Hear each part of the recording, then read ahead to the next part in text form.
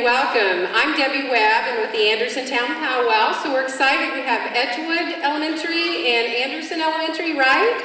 Welcome to the Anderson High School in the auditorium. So I'm not going to take much time and talk because I want to introduce you to our friends. They've come from far and wide to be here with this weekend and to celebrate Anderson and Madison County's Native American history.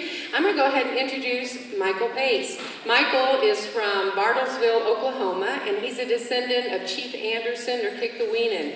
And that was the Delaware Indian chief that our town was named after. So Michael, I'm going to turn the microphone over to you so we can get started. Wanishita. Well, Willie Kisco, how y'all doing today? Is that the best you can do? How are y'all doing today?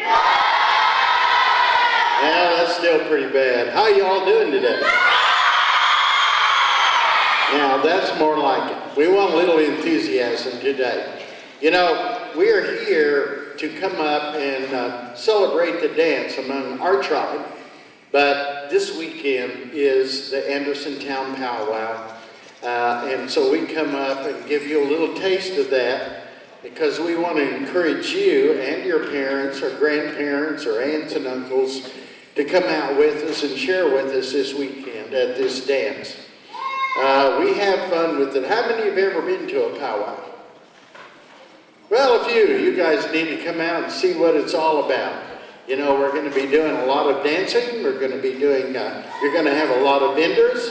You're going to have a lot of dealers that are going to be out there. We're going to have a lot of food, too, for you to enjoy.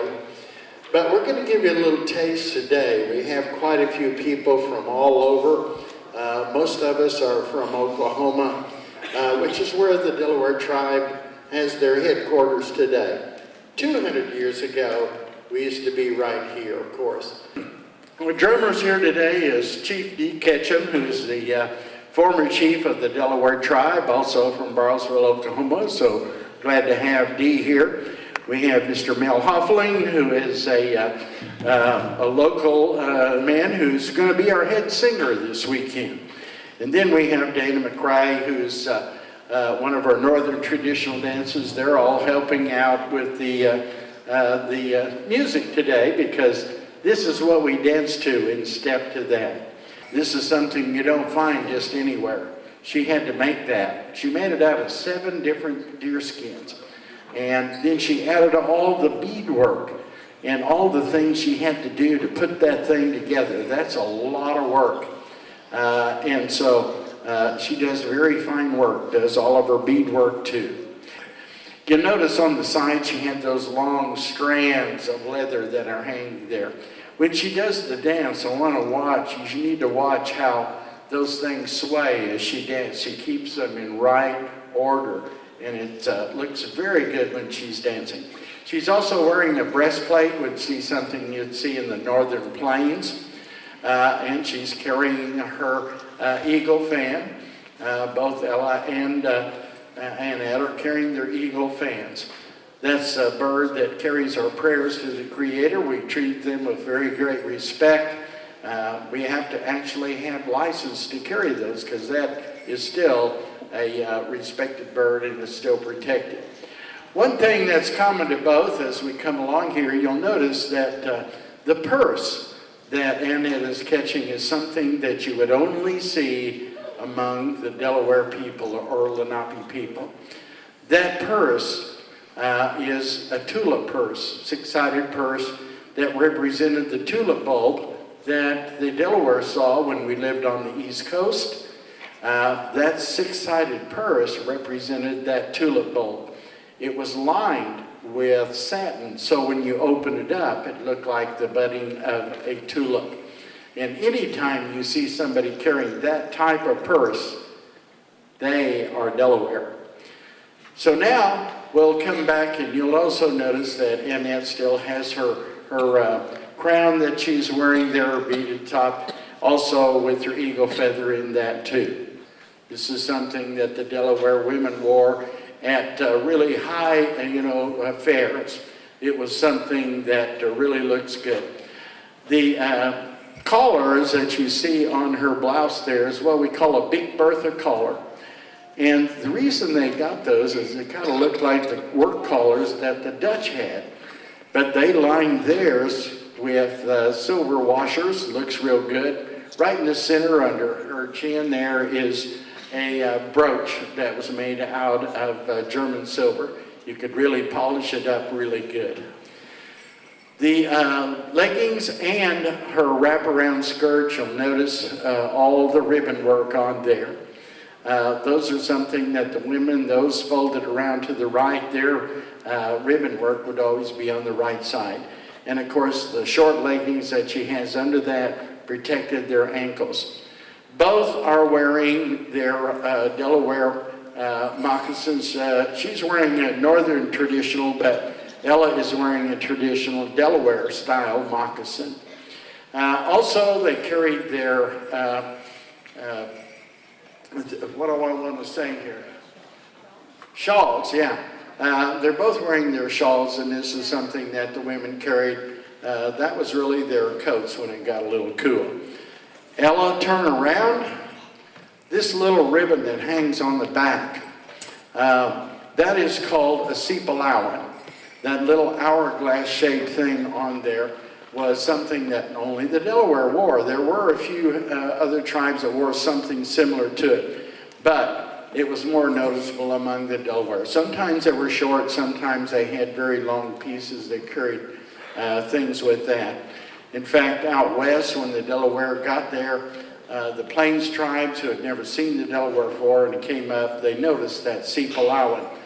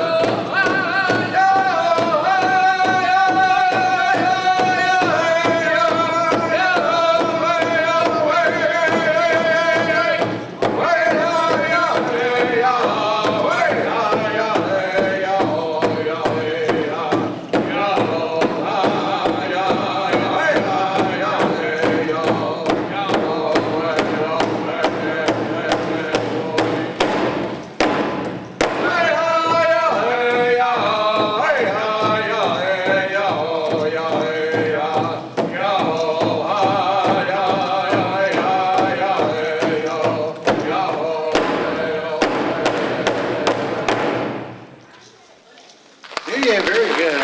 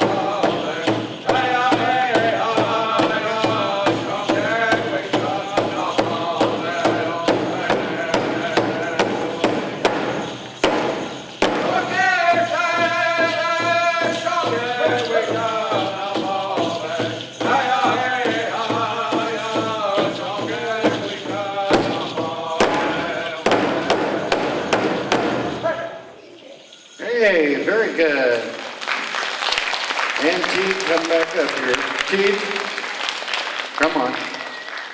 You know, I always have to point this out. You know, this gentleman here is a pretty good dancer, but do you realize that he's in his 90s?